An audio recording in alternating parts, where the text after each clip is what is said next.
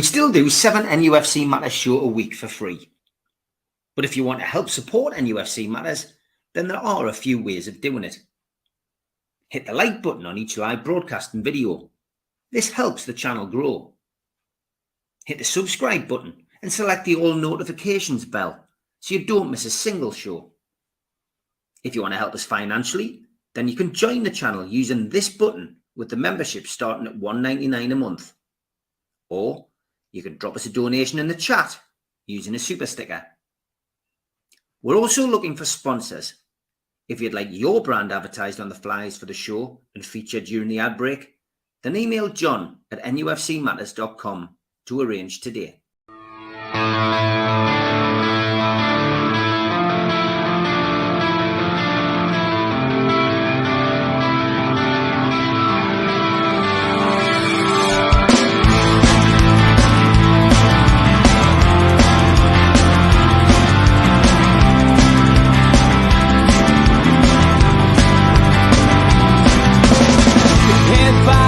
Critics attack. It feels like I've been talking to myself again. But it's the only way you're ever gonna learn. You look back and it's all in the past. I'm dwelling on the thoughts I cannot say to you. If I don't say the words, then maybe it's not true. And it feels alright when they come and say to you, you're the only thing that makes us all believe. And it feels alright where the worlds collide. Manipulation stands to make us break. What's that you said coming over you? You wish it upon a star. You wish it on a star. You are, you are, you are. You fight back, it's an all-out attack. It feels like I've been taken on the world's machine. Because I want it more than anyone can dream. You look back and it's all in the past. You tell me how you live by all the things you do. Well, you can be yourself, but maybe I'm not you. And it feels alright when they come and say to you,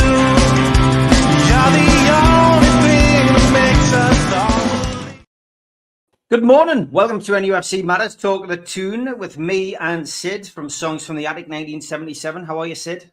I'm very good. I was enjoying the tune there. We almost got the whole song in there with the title sequence, didn't we? It has been deliberate because there are people who really enjoy the song, and often when I see guests coming on as well, I can see them nodding away, like, you know, in the background, and I think, right, okay, I'm gonna give them 2 minutes of that one now, and it's a good way to advertise the other shows. It's a great song. Yeah, fantastic. And don't forget, you see the Long Sands in January at the Clooney. If you haven't already, get your tickets, get them now. Making no apologies for doing a live. This show will be remaining on a Tuesday, but mine and Sid's diaries are often conflicting. Whether it's doctor appointments, opticians appointments, hearing aid appointments, it can be anything. But anyway, we often clash with that. So Rob's fairly flexible, but we just couldn't manage to do it last Tuesday. Couldn't do it this week. So I've gone for a live today. No Geordie's here. Geordie's there tonight. I've given the lads a night off. We will be hoping to keep this on a Tuesday. I'm going to move Joe Allen's show to a permanent slot, hopefully on a Saturday. That will, of course, be dependent on matches and stuff like that. But Joe's quite flexible as well. People seem to have really taken to Joe's show. People have enjoyed it. So Joe will become a regular part, but we'll probably put that to Saturday mornings with those were the days now coming to a natural conclusion over the next few weeks. And, of course, that gives us a full complement of shows, 7 days a week still. So great stuff. Okay, on with the football. Newcastle lost their first game of the season. Sid, not a surprise. We all saw it coming. Pick the bones out of it.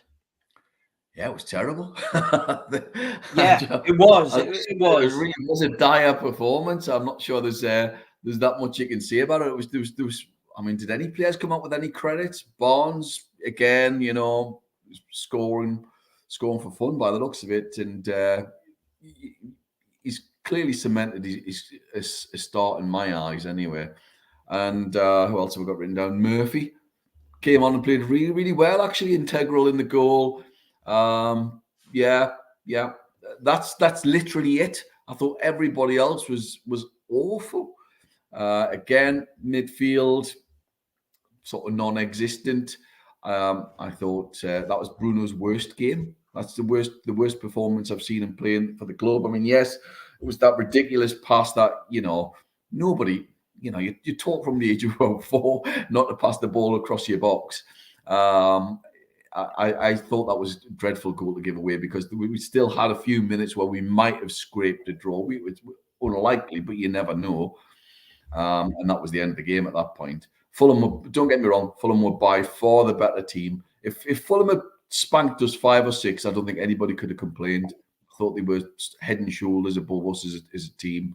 And I think that's the key word, their team. I didn't see Newcastle play as a team. There seemed to be a group of little individuals who've not gelled. Possibly, arguably not helped by the fact that there's continuous change within the first team 11. The fullbacks change on a weekly basis. The midfield's changing on a regular basis. Yeah, and for me, that's you've got to have some sort of consistency. Don't get me wrong, it's a squad game these days, and I don't mind, like, say, 1, maybe even 2 changes every now and again, and that's absolutely fine. But you've got to have a fairly solid base, I would have said. You've got to know who's going to be there and who's going to be there and who's going to be there generally, and there's going to be a few changes every now and again. But at the minute, Eddie Howe doesn't seem to know what his first team 11 is, and there seems to be the general consensus amongst many fans. I mean, what has Tonali got to do to get the team? I mean, he played 2 games for Italy, was outstanding in both games. I mean, that flick that he did just for that amazing volley as well, by the way, for Italy was incredible. And he had a cracking game, and I watched most of that game. And you're thinking, well, wow, okay, how is he not starting? How are other players getting ahead of him at the moment? I don't quite comprehend that. That's got to change. That's really got to change. He's got to be in there. And the other big issue as well for me is the formation. It's just so, it's 4-3-3 every game, and it varied it. I think I can't remember the game. He did sort of change it up a little bit, but he's just got to be a little bit more canny in terms of thinking on his feet and sort of varying things up during a game, or maybe starting off with a different tactic at the beginning. I mean, we've got Man City this weekend. I would change it. I would change the formation. I really would. I'd either go 3 at the back. I personally want to see Kelly starting as the left-sided centre half. If you play 3 at the back, you could have him on the left and have sort of Dan Burn in the middle and have Shaw on the right, and then you've got the 2 fullbacks, and again, for me, you go in it. Unfortunately, Tino's he's not playing well enough in terms of his form, so I'd have Trippier in, and then you get the opportunity to let Lewis Hall play, because his defensive work's not great, but you've got Kelly who's going to cover him, and then you've got him to sort of bomb up forward a little bit as well. And the other big issue, again, and this could refer to Hall in some respects, is we don't seem to have a natural number 6.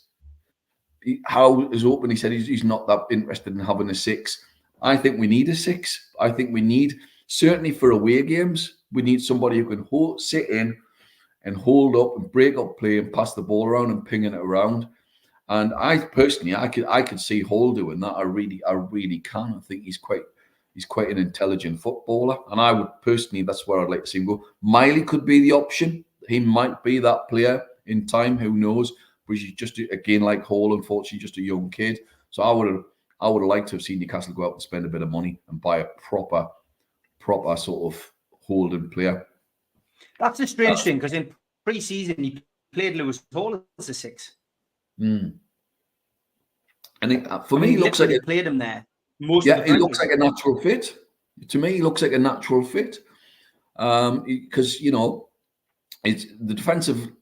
Yes, you've got to go to the defensive aspect of it, but you're sort of protected a little bit by the midfield. And then if it goes wrong, you've got the defense slightly behind you. So for me, he looks like a natural fit. And more importantly, he's progressive. So, John, I agree with John. Absolutely needs to be changed. So you can play 3, you can play 5 at the back as well. or do the, I hate coining the phrase because you can do the whole double pivot thing, you know. Again, another way of playing Tonali without a shadow of a doubt. For me, he has to be a starter. You know, why spend 50-something million and not play the lad? You know, he's got to play. He looks a quality footballer. AC Milan fans don't mourn the loss of a top player in terms of leaving the club if he's not, you know, if he's not sort of like a superstar, really. Let's be perfectly honest. And what's interesting is, I don't know if anybody watched it, Eddie Howe and Jason Tindall, when they were sort of, they were doing the Mr. and Mrs. thing when they had to try and sort of know what's best about each other. And they had to guess who their favourite player was. And Jason Tindall thought it would be Kevin De Bruyne. But Eddie Howe said his favourite player was Rodri. Now, Rodri is the best number 6 in the world. I'm not saying we're going to go out and get a Rodri. Let's be honest.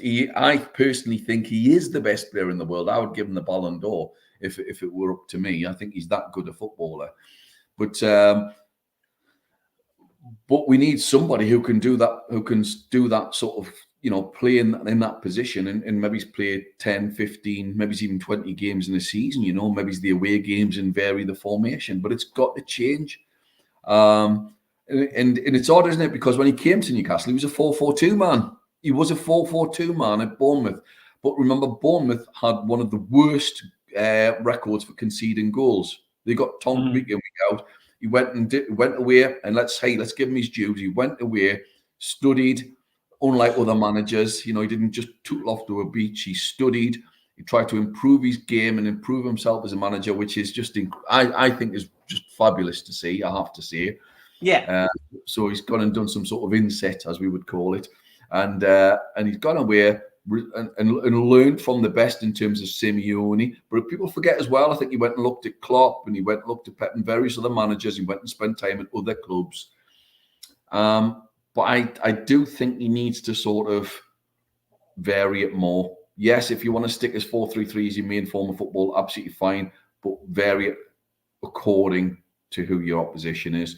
So, for example, I don't think we can afford to play 4-3-3 against Man City.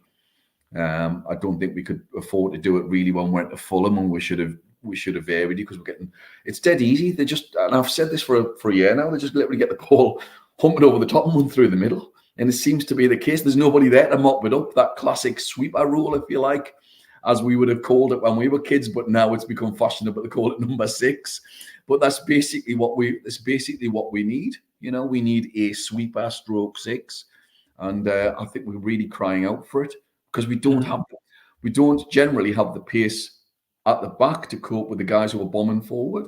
I mean, you know, and I'm not trying to disparage some of the footballers, we know some of the weaknesses of the players, and it's pace, you know, and that's quite evident. But less so with Kelly. Kelly could be a solution if you play him because he's a quick player, but it can't just be him as well, of course. So for me, I'm worried about the performances. They've been absolutely atrocious. We've been due to get beat, and I personally think we need to start changing things up a little bit, and get the best out of players. I mean, Bruno. Yeah, I think he was very similar last season when he had a really slow start. But the problem with Bruno, I don't think he's had a break in about 2 and a bit years.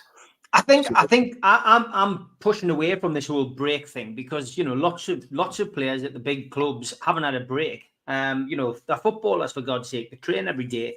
They play 2 games a week, 3 games a week. They should be able to play. I do sympathise with one little thing that's been mentioned, and that's that Bruno's family have been away for the summer. So Bruno's been on his own. Now, mentally, that can have an effect. You know what I mean? He's a very, obviously, a very loving family man. You know, we see a lot of his stuff on social media. I think any man would tell you, you know, that, you know, working away from home is not easy. And working away from home and you haven't got your family there with you is, especially when you've got young kids like Bruno has, maybe that's on his mind. Maybe that's why he's a bit down. And can be something as simple as that, Sid. But the whole fitness thing, I almost feel that's been used as well as a bit of a whipping tool for Bunce, who's come in with new ideas. It it's an extra log to throw on this fire that some of the media are talking about, the fallout between Mitchell and Howe. Now it's, it's Bunce has come in and the training methods have changed and Howe's not happy. Somewhere in the middle of all the mess, as we've alluded to over the last couple of weeks, is the truth. But only they know what's going on. And ultimately, only they can sort it out. You know what I mean? But certainly some of the players aren't performing. Let's go to a couple of the people in the chat. John Askew's been active quite a lot. I posted your fanzine out today, John, by the way, so you should get it in the next few days. Don't forget, when you get it, the print, I know, is slightly small. You do need your glasses on to read it. That'll be better for the second issue. But well done to Rob Maltman on a great design of the fanzine, and well done to everybody involved. It's done us all proud, there's no doubt about it, and I'm sure you'll enjoy the read.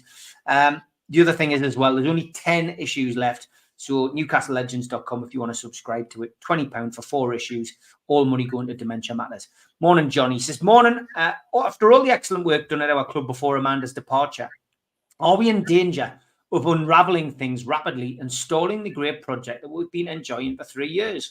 The decline in performance on the pitch has happened post-Mitchell. Is this a coincidence? It's absolutely critical our future transfer policy can drive us forward. If it doesn't, we risk stagnation and the gap between us and the top 3 will widen. Interesting to hear your comments, John. He's also followed that up with, there are questions about some players' commitment, but it is not that they're a bit lost in the formation that's not fit for purpose. A 4-4-2 would help with shape and balance, and one of the world's greatest strikers is feeding off scraps at the moment. I mean, that's a massive issue, isn't it? Massive issue. He's getting nothing. You know, people can help see what they like about it. He's getting nothing. And the fact that he's banging them in for Sweden proves he's on form. You know, he's a quality player. For me, he's the best centre forward we've had since Alan Shearer by far.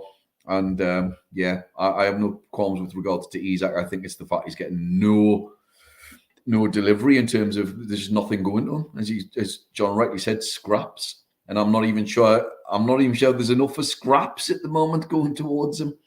No. Pitiful. No. Yeah, but I mean, John.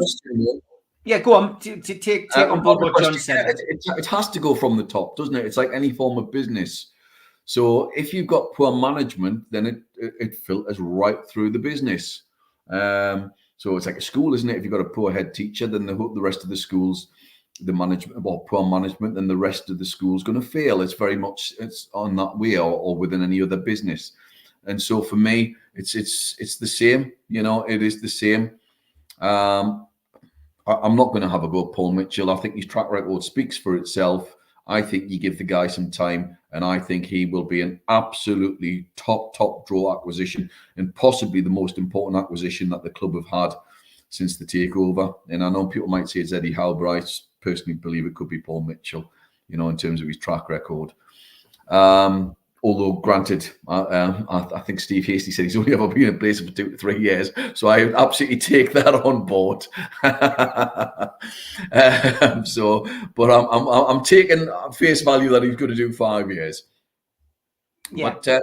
But what, and I think he could. He's got to be. I think he'll be transformative in terms of the whole development of the structure of the club, and that's what the key. It's the underlying things that will change things. But at the minute, the day-to-day for us as fans is what's happening on a day-to-day basis, and it's not great. You know, I just worry in terms of what's happening. And yes, it has to go hand in hand with off the pitch. And don't get me wrong, us as a club, let's be honest, are not liked by journalists outside of the region, and they will have a go at any opportunity to sort of nail the club down. And they're making it out like Mitchell and Howe. They're making it out like it's Hagler and Hearns. You know what I mean? It's like it's absolutely farcical. And I don't think you get this at any other club in terms of the depiction by the media, because of the let's be honest, this year the animosity by some of the journalists towards the club. A lot of the journalists love the club, don't get me wrong, but there are some who clearly just don't, I think is the polite way of saying it. And therefore, any opportunity. And I think as well, I think it was Mitch said it on one of the shows the other week, and it says, "Oh, Newcastle doing really well. All of a sudden, we're back in the press and we're getting lambasted for various reasons." And I think that's exactly the case. I totally concur. Every time Newcastle suddenly do well, all of a sudden, press releases get released. Something else comes in, and they try and dig up all this negative press. But you could argue that there's some of this might well be rubbing off on the players, or more importantly, they're seeing it as an excuse for their poor performances because they shouldn't be. I mean, you know, I don't understand some of the performances at the moment. You know, I mean, people talk about Gordon's dropped off in terms of form he has. He's not doing some of the harrying and chasing back as much as we saw the previous year. And I totally get what Darren said there. Has he had his head turned? I hope not. I think he's still trying. I'm not saying he's not, but we're not seeing as much of the sudden somebody take a ball off him and him sprinting 60, 70 yards to get the ball back. It doesn't seem to be happening in my eyes as much, and I'd like to see it happening. And I also want to see how be brave and be prepared to drop some of the big superstars if needs be. He's got to put his stamp on the club. He's the man, and he's got to prove that he's the man, if you like. You know, and when I use the word the man, as in sort of the boss. So he's got to be able to sort of show that as well. But going back to the question, if there's unrest at the top of a club, yes, that will filter through, and that will, you know, the players can use it as an excuse as well. And yes, if everybody's singing from the same hymn sheet, the kind of cliche, then it tends to work. And we've had that generally for about 2.5 years, where everybody was singing from the same hymn sheet. I think it's pretty clear that's not quite the case at the moment, and it needs to change. And I saw the show the other day. I'd personally have Amanda back. Yeah, myself. I mean, I would in some capacity. I just think Amanda coming in as a, you know, even just somebody who deals with like the PR, etc. Gary makes the point. Yeah, he says the club doesn't help sometimes with its silence when the press run with negative stories. PR on the women's football, she would be absolutely magnificent. Because she started that project as well as the men's football. Don't get me wrong, magnificent. But she was so good at PR. I would bring her back. I'm not going to pretend otherwise. I would absolutely bring her back. Is she going to solve everything? Obviously not. But I just think it's that good publicity and that sort of, she'll bring that different spirit, break up the whole boys club thing as well, which, as I've said before in the past, I'm not a huge fan of. And it just, you know, it brings a different aspect into the club, you know. I think she's fabulous in terms of PR, really, really is. And I'd like to see her be brought back in as an ambassador or whatever it might be, you know. I mentioned this last night, but I mean, Barry's saying, should the club be more proactive in quashing rumours?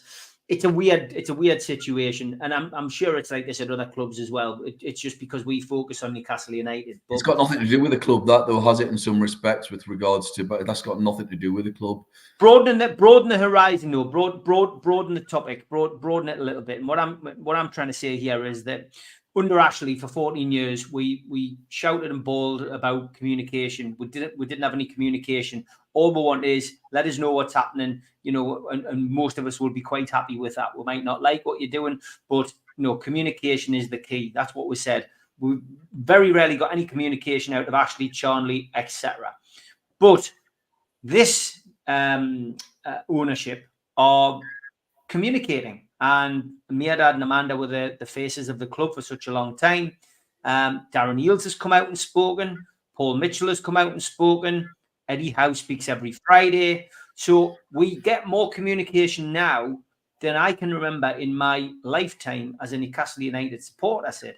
So for me, the point I'm trying to make is we're never happy. We all, you know, if we get no communication, we're not happy. And if we get communication and we hear something that we don't like, then we're not happy. So there isn't really a solution to it.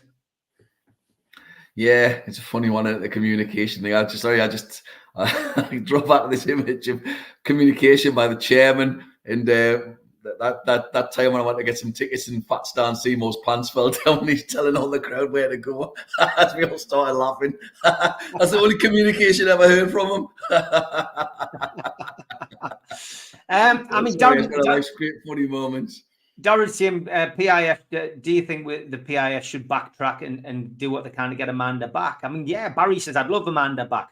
Yeah. Would it happen? Not sure. Would be a huge backstep for whoever pushed her out. Do you think it's all part of Mitchell's plan to bring in who he wants as manager? No, I don't think. I just don't see all of this like, oh, Mitchell's got this big plan and he wants to get his own manager in and this, that, and the other. I just don't see it. Otherwise, why take the job and not sack the manager on the spot? Yeah. Why wouldn't you do that? You know, that's what you would do. Especially at the beginning, especially pre-season, sack your manager, bring in, you know, at the time people were speculating on Pochettino, who's now in America. And you can say, all right, sack him, bring in Pochettino, and then we can sort of go. And many of the fans wouldn't have been happy, but they'd have accepted it and got on with it, you know, because it's a whole new room. You've got a new guy who's basically the day-to-day running of the club in terms of the football side of things. He wants to bring his person in. Absolutely fine. I think we could all live with that. But I don't think he's got this big plan of going in and I'm going to figure out how to sack Eddie Howe. I genuinely don't. I just think that's farcical. I don't see it. I just don't see it. I personally don't see that at all.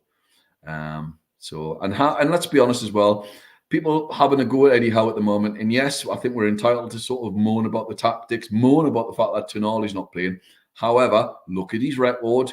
His record has been sensational since the time he started. And more importantly, he's been given nothing in 2 transfer windows. And I think any manager would be struggling at this point with regards to having got the best out of players for 2 and a bit years now. I mean, in some of the players, they've gone up so many levels, it's unbelievable. There's always got to be some sort of dip. And I think he needs to now move on to something else in terms of a different variant things, a different style of football. I think he's trying to do a different style of football, do something a little bit different. Does he have the players to be able to do that, though? And let's be honest, the club have not helped him in the last 2 transfer windows. So, you know, I think that has to be taken into perspective as well. He's been given nothing. I mean, you know, yes, all right, we've got Kelly on a free, and I think he looks like a player, in my opinion. And Hall, personally, my jury's still out regarding Hall. I'm not sure he's a left back. Is my view, and I've said before, I think he could be a holding midfield player, or somewhere else in the middle. And you know, unfortunately, that's all they've spent. That's all they've spent. Well, if the Man City case goes the right way, I've seen, you know, an article put out today that Newcastle could be 300 million. I read the article. In line to spend 300 million. Talk about clickbait.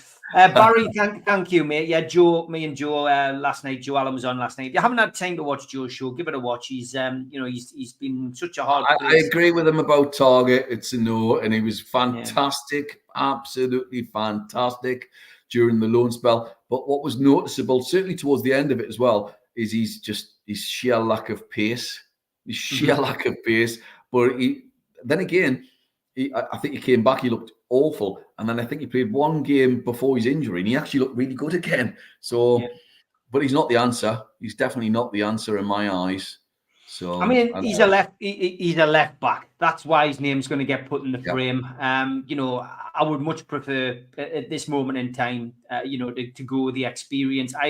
We either go with the experience or we go with the young'uns, but don't keep swapping your fullbacks. Yeah. You either go with Tino and Hall, which is what you started with at the start of the season, although I find it bizarre because you played Hall in midfield, you know, for all of those friendlies. Maybe it's just to get him match fitness. Who knows? But I don't know why he did that. That was still a big question mark for me at the start of the season. He's clearly not going to play Hall at left back. He's brought in the kid from Bournemouth, who, Lloyd Kelly, I don't rate him as a left back whatsoever. Not comfortable with it. I don't think he likes playing there. So, you know, it doesn't look like he likes to play there anyway. Or is the imbalance in the midfield, you know, having a knock-on effect with those at the back? I mean, it is probably all those factors, isn't it? You know, it's a combination of factors, which is ultimately causing a bit of a storm at the club and a bit of it. And look, we're still in the top 6. We've only lost 1 game. We've played in fits and starts in some of the games, but you know, it's not as if we're sitting rooted to the bottom of the league and we've lost all our games and we're out of the Carabao Cup.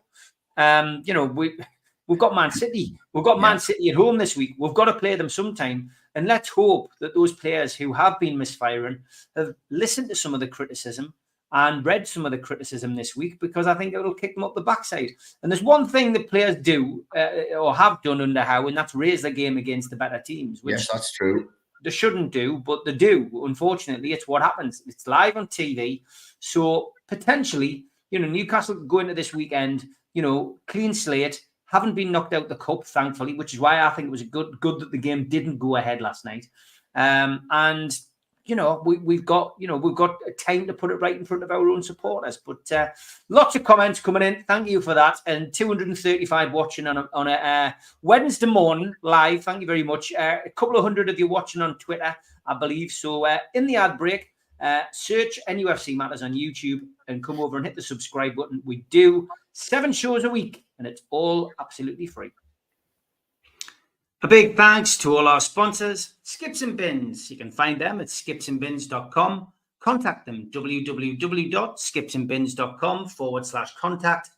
Say hello to low-cost waste disposal with pay-as-you-go and contract waste management. A big thanks to Mr. Vicky's Sauces, handmade in Cumbria.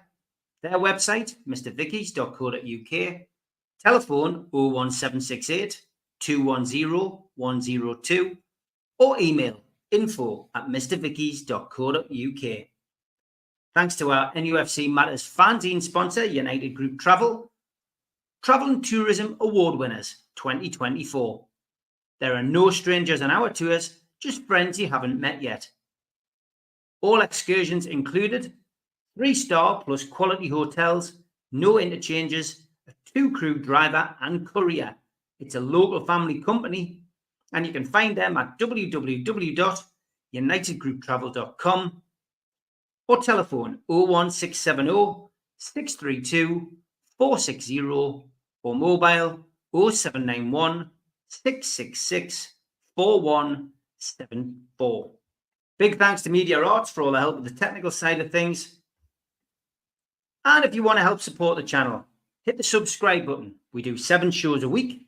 Hit the thumb up under the video. That's the like button. It does help us grow. And click the share button. Help share to your social media. If you want to join the channel for as little as $1.99 a month, then hit the join button under this video today. We also help the food bank on this channel. Visit nufcfansfoodbank.co.uk. It takes you to the match day bucket where you can donate some money virtually.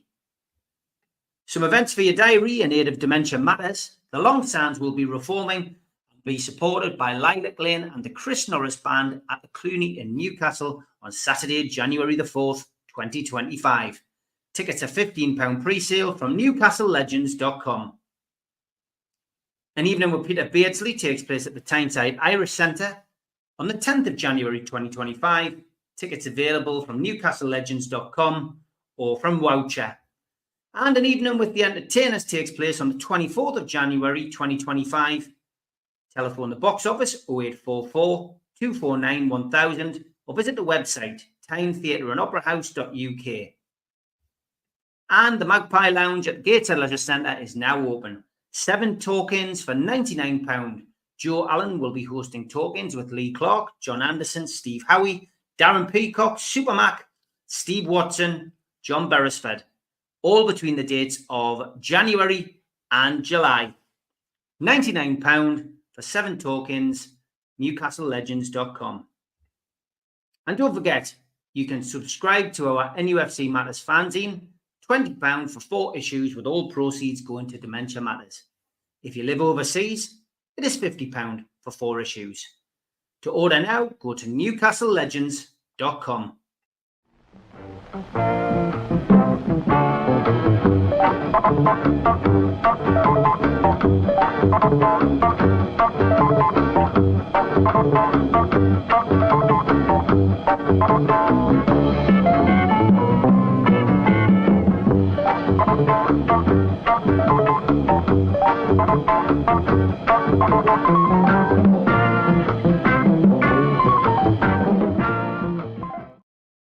And it's a big welcome to Rob. Here he comes. How are you, Rob? Good morning, gentlemen. How are you both? Morning, Rob. Good to see you, mate. Good to see you. Man. give up the Ghost UK. Get Rob a follow on his Facebook page. That is the band, which we're hoping to bring down to Newcastle in 2025 to raise a few quid for Dementia Matters. And big thank you to Rob as well. Him and the lads have been taking the bucket out with them, which Bev sent from the charity to the gigs, and asking for a bit of loose change from people at the gigs. So thank you very much for that, Rob. Loose change and pound notes, you know what I mean? Yeah. Paper money, yeah. So this part of the show, we always delve into the music, and there's going to be a little change as well coming over the next few weeks. Rob and Sid have been cooking up a plan, so I will hand over the reins to you, Rob. Okay, so Sid, before going any further, I did suggest if you chose any album of your choice for me to review, I think it would be interesting. If I pick up on things or, you know, ask questions about an album that you choose for me, if you can let me know at the end of this review, and please don't be The Cure. Yeah, anything at all, anything. I'd think it would be interesting, you know, to share, you know, feedback from each other from albums that have, you know, sort of passionate to us equally. So yeah, I'll give you my one just now. Actually, this is the one I would like you to. All right. Yes. Got your medicine. Yes, so that should be interesting. Yeah, and that's the thing. You might be pleasantly surprised that there's, you know, a lot of history about this album. It's a personal album for me, so it's really, really good. So you can just let me know at the end of the review. Yep. So that'll be fantastic. So moving on, it's a band, Icelandic band. Steve, you were suggested this by somebody. Yeah, Magnus from the Fans Forum. He put this forward. So Magnus's album being reviewed today. Yeah, that's Kallio. The album's called A/B. It's 2016. They're an Icelandic blues band. They've had 3 albums out. I do like the cover, I must admit. And Kallio means the sound of the voice. It's actually a Hawaiian phrase. It's not Icelandic. The band were formed in 2012. They've had 3 studio albums, and Elektra is a record label, and that rings a bell with a lot of sort of indie, say late 80s, 90s bands that I'm familiar with. So it opens up with a song called No Good. It's quite impressive. Again, influences bit Led Zeppelin for me. It's pretty good. Craig, our guitarist, I think they'll appreciate this. Strong opener, and I do really like the gravelly lead vocals on this one. Here you go. Track 2 is Way Down We Go. It's a slow, moody piano. It's a bit of a Paolo Nutini sort of feel to this one. I'm not too keen on this at all. It's a bit too... doesn't do anything for me. Track 3, Broken Bones. It's opener. It's a bit of a gospel feel to this as well. Nice guitar on it. It's got a good foot tapping song. It's pleasant enough. I really like the dark backing vocals on this, which obviously naturally gets my approval. Got Glass House. Nice drum intro. I like the production on this. Nice floor tom. Nice bass drum. Bass guitar kicks in. This is really like this. It's sort of like a swampy punk blues feel, like Kid Congo Powers, Gun Club, Cramps, and Birthday Party. That's what I get from that. I really do like this song. Favourite song on the album for me. They got Hot Blood. Good intro again. Very clever arrangements. Very unusual. It's sort of well put together, this one. Well, good production on this one. Just even like the first bit before the first verse kicks on this one, it's just really different. I've never heard anything like that, and I don't know how to put it in the words, but it's called Hot Blood. Give it a listen to. Even the opening's worth listening to. Got track 6, All You Pretty Girls, Sid. If you know, you know. Lovely tone on this guitar one. Good intro. I'm not keen on the vocals on this. It just feels a bit very put on, very unnatural, but the music's really nice to this one, though. You got Automobile. It's got more of a Delta blues feel. Pleasant enough song. It's definitely now, see from track 7, it's got that end of the album vibe to it that, you know. Then track number 8, don't know how to pronounce it, so I'm not going to. This is quite an emotional one. It reminds me of Fragile by Sting. Yeah, I think that was off his second album. Really good song. It's quite moody. I do like this song. I don't know if it was Jimmy the Blue Turtles album or the second one, but it's a really good song. Again, I now might listen to that Sting album, and this is what it's all about, you know, picking up memories and little reminders. Then Save Yourself. This is an emotional one, sort of a song to contemplate life on. And just say if you had like an 18th century pipe and you would want to contemplate life, you would you'd get your 18th century pipe out, and that's what you do, a contemplation song. Then you've got the last song, I Can't Go On Without You. Again, it's very similar to the last one. From 7 to 10, I just wish there was more from this band. There's about 3 really good songs in it. The opener's brilliant, and it's like, this is really, really good. And then you're going into, Hot Blood and Glass House, but it just seems to drop from 7 to 10, and it just became less enjoyable, shall I say. But for me, if you like Jimi Hendrix, Cream, Led Zeppelin, Carlos Santana, Jim Morrison, you will really enjoy this album. So for me, it's getting a 7 out of 10. Don't regret listening to it. It was good. I mean, there was some good parts in it, some really interesting arrangements in it. The opening song's very, very good. And again, Glass House for me as well. It's a killer of a song. Really good. So that is my review, chaps. Good stuff. Thank you very much for doing that, and a big thank you to you, Magnus, for recommending it. And maybe a few more people will listen to that. I'll give it a listen off the recommendation of Rob, because a 7 out of 10, it's a solid 7 from Rob. So, Sid, what are you bringing to the table this week? Yes, I went, as you know, last week's show. I did The Faces last week, which is a great album. Yeah, not a good week. But I was talking about the fact that when I was in New York, I went and got my photograph taken outside of, there we go, outside of the famous album sleeve for Physical Graffiti by Led Zeppelin. This is literally about 400 yards away from the Bowery where Blondie used to play at CBGB's. So I went and got my photograph taken there, much to my kids' annoyance. Oh, Dad, what were we taking a photograph of you there for? So, as you see, I'm going to do Physical Graffiti today. Right. So, Physical Graffiti, apparently on the art sleeve, they chopped one of the floors out. So, there we have it. That's a bit bizarre, but that's the famous sleeve. It's released in 75, early 75, mostly recorded in 74. It's a weird album because it's a double album. But they realised that they'd made about 2.5 sides of an album, and they wanted to release all the tracks. And so then the other side and a half, if you like, are made up of sort of other outtakes from other albums, from Led Zeppelin 3, Led Zeppelin 4, and Houses of the Holy. So that's a little bit interesting. It's terrific. It's a really eclectic album. So many people would argue it's the definitive Led Zeppelin album. I really do love this. I mean, it starts off superbly with Custard Pie, which has got a great guitar riff and that, and just superb, really rocks. The Rover's tremendous. That was previously recorded for the previous album. They then do a version of In My Time of Dying. It's a cover of the old Blind Willie Johnson song, Jesus Make Up Your Dying Bed. But they do a great 11-minute version of it. Some superb slide play by Jimmy Page on it. Houses of the Holy was obviously really recorded for the previous album, but didn't end up on the album, weirdly. That happens on a number of occasions. Queen did that with Sheer Heart Attack as well. Trampled Underfoot is one of those great, cool funk grooves. It's just superb. I love Bonham's drumming on it. And then we have the Kashmir, of course, arguably Led Zeppelin's other signature tune, along with Whole Lot of Love. Which of course was a cover version as well. Great epic guitar on it. It's really just, I think what's underrated is Jimmy Page's, not his guitar playing, but his arrangements. I think he's one of the great arrangers. I think he's a sloppy live guitarist, so that might cause some controversy, but he's a terrific player, of course.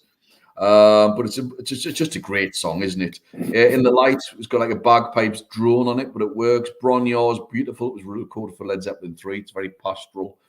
I love, my favourite song on the album is Down by the Seaside. I love that sort of laid-back Crosby, Stills, Nash and Young feel about it. And then it sort of kicks into like a Who groove. And it's got that real power of the Who on it as well.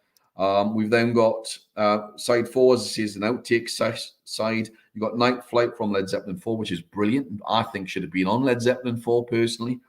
We've got the Wonton song, which is just a great guitar riff. I love Boogie with Stu, and that's apparently a Richie Valens cover. I didn't even know.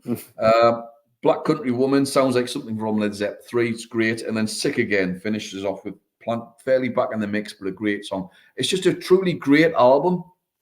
I think it really is. I can see why it's arguably for me their best album, because it's the album that they've just not sort of. It's their most original album in terms of original tracks on it. So that's great. In terms of a book, I've gone with what have I gone with? Yeah, I've gone with Rum Punch, which was basically a book that was made into the film Jackie Brown. Elmo Leonard, all his books are very sort of, there's no fat on them. They're very funny, crime-based half of the time. He's like one of the classic hard-boiled crime writers. And it says here, I'll just quickly read the blurb, dead quick. Odell Robbie makes a fine living selling illegal high-powered weaponry to the wrong people. Jackie Burke couriers Odell's profits from Freeport to Miami, but the feds are on to Jackie. And now the agent, but still hot flight attendant, will have to do prison time or play ball, which makes her a prime loose end that Odell needs to tie up permanently. And it's just great. It's a great story. I love the film Jackie Brown, actually. I think they did a great version of it. I know some people sort of hate Jackie Brown as a film. I think it's fantastic. And I think it's top draw. It's a really good book. And he really does write in that hard-boiled detective fiction style. He's a super writer, Elmo Leonard. He's wrote other stuff as well, like Get Shorty and all of those sort of things. So he's quite humorous. It's just great crack. I've thought of the album to go with. I was going to go with the Fun Boy 3, but I'll go with something a bit more modern. We'll go with Fontaine's DC, A Hero's Death. I think it's a great album. Absolutely great album. Fontaine's DC. What was it called? It's called A Hero's Death. I think you'll like it. Okay. C said we're talking about the Mission there as well. It's John Paul Jones actually produced second and third Mission albums. All right. As well, yeah. And I think I totally get what you're saying with John Paul Jones with the Lazy Live. But you know, it works well, yeah. There's some of my mission tickets, yeah. Nice. I think 5 or 6 times saw at the City Hall in the 80s. Yeah, that's my Newcastle City Hall tickets. But yeah, Houses of the Holy for me. If you ever opened up the gatefold of that, I think it's Black Dog, and you hold it half against the mirror. Remember how you used to stand at a mirror and do that, and it looked like you were floating. Do the album cover against the mirror, and it's a little message in it. No, yeah. There you go. There we go. I didn't know that. No, people digging out their copies now. Darren says on the music note, good to see Linkin Park are back. Darren, a big fan, but possibly. Mark Byers had to leave early, but he said, question about the lads on the music section. What's their all-time favourite song intro? Enter Sandman is Mark's favourite guitar intro or intro to a record. So what's your favourite one, Sid? You got a favourite one? Oh, God, it's hard to tell. There's so many, isn't there? I'll have a think. Go on, you have go yours, Robin. I'll have a think. Right, well, it's not personal to me, but it's on the Mission album. Wayne Hussey was brought up a strict Mormon. The opening line to Wasteland is, I still believe in God, but God no longer believes in me. Then he goes into Wasteland.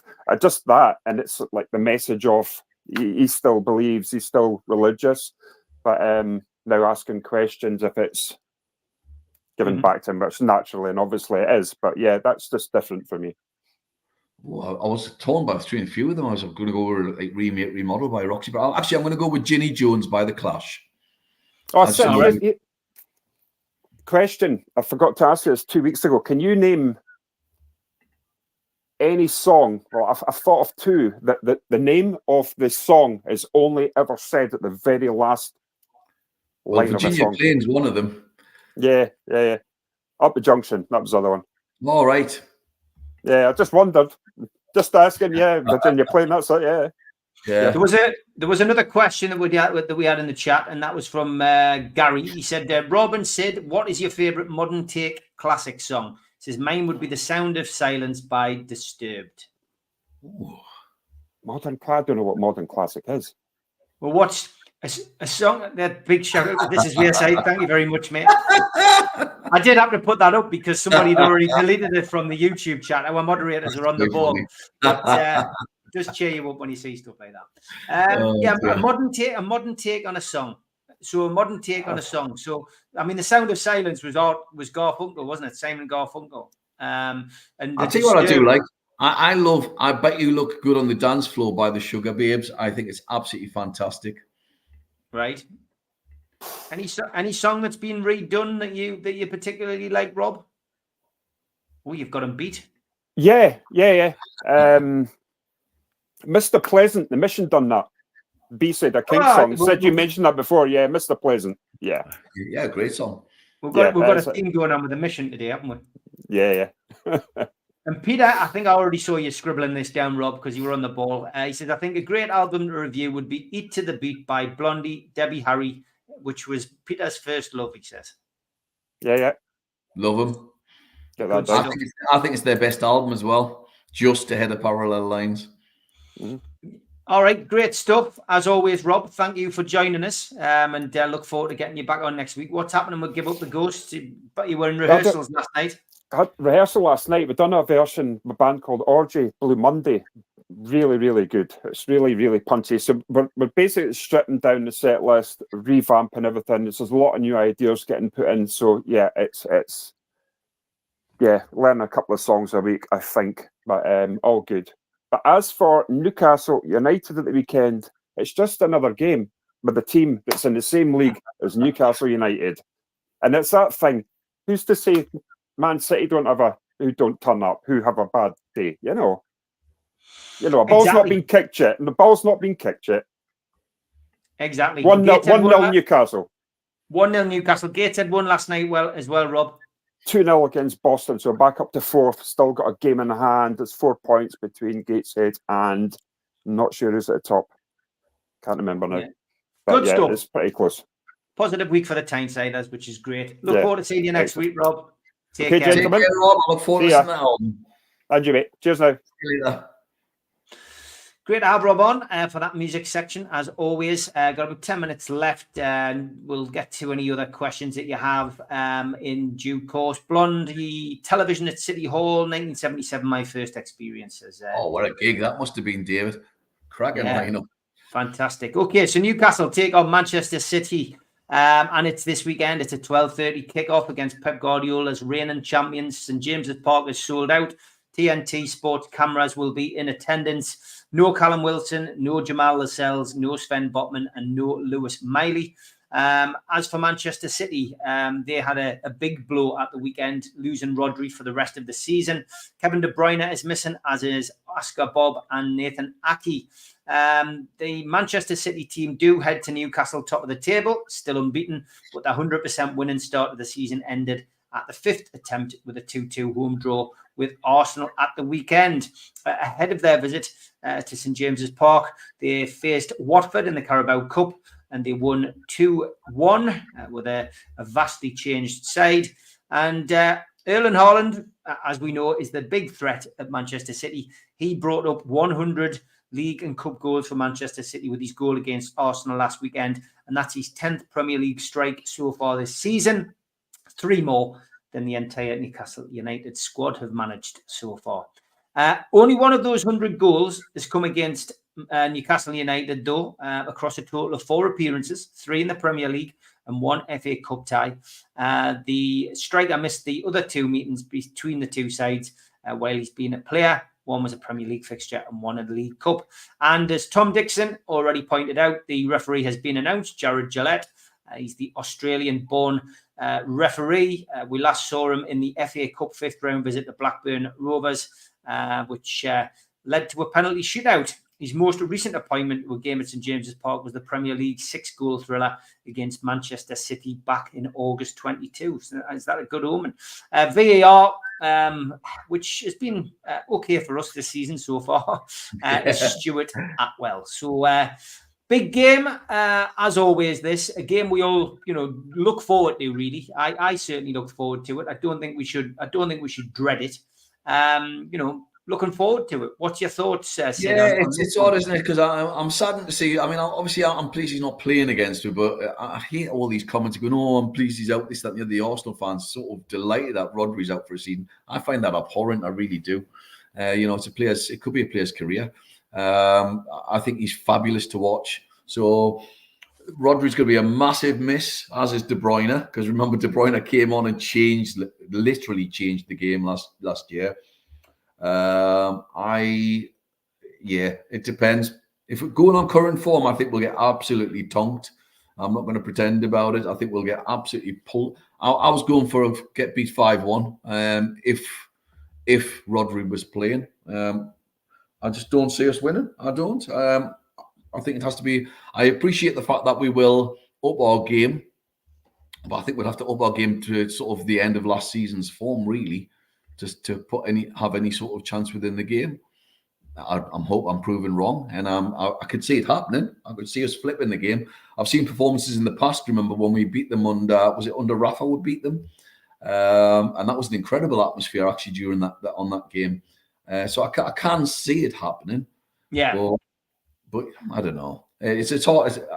I think let's put it this way: we ain't going to be favourites, especially under the current form as well at the moment. So I just don't know. I personally think we'll get beat, and I'm going for we get beat 3-1. Is the way I see it. I just don't see it. I mean, Haaland probably he's a funny one, isn't he? Because he's all round play is not great, but he just bangs in goals, which is all you can ask for. I mean, I was watching that show with Shearer and Lineker, and both of them reckoned they would have scored as many goals as Haaland if they played for Man City. And actually, personally, I find it hard to disagree.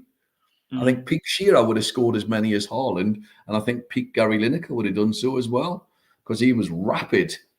I certainly think probably most people who do podcasts on this channel can probably score at least 10 goals. 10 goals for some of them. After me running yesterday for 40 yards, I'm crossing myself off it now, like, and realizing that my knee has finally given up the ghost to coin there, Rob. You just need a mooch. You just need a mooch in the 6-yard area. One or two chances will go in off your head, Sid. There'll be no issues with that. Just before we finish, just formation wise, what would you like to see this weekend? Would you like to see him park the bus and go 5 at the back? Well, it almost worked and it's boring, let's be honest. I think if we go on, I genuinely think, and it sounds really negative because I'm a really positive sort of football guy. I want to see us go on the front foot and attack. I would probably go 3. I'd go with 3 centre halves. I'd probably go 3-5-1-1, if you like. I want to see somebody just behind the forward who's got a float and roll, you know. I'm just making sure that adds up now. 3, 5, 8, 9, 10. Yes, that's right.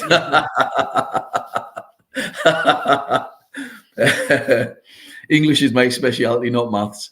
So 3-5-1-1 is what is the way I'd like to see it. I'd give Gordon a free role, you know, and I'd let Barnes on one wing and let sort of Murphy on the other, you know, and I'd give him a free role and have the 2 guys holding in the middle of the park without a shadow of a doubt, and another guy just to sort of protect them as well. What would you do with fullbacks this weekend? Well, for me, I would have, if I'm doing 3 at the back, then I'm having Trippier on the right and I'm having Lewis Hall on the left. And that's the way I would play it with the 3 centre halves, definitely. Right. So yeah, 3-5-2. Is that right? I think that's right. Yeah. Yeah. It's an interesting one. Eddie Howe's got the job, not us, thankfully. So let's just hope he picks the right team, and we fingers crossed. Fingers crossed. Great stuff, as always, Sid. Look forward to seeing you again next week. Thanks, as always, for your time. Take care, mate. No problem. Look after yourself, folks. Bye-bye.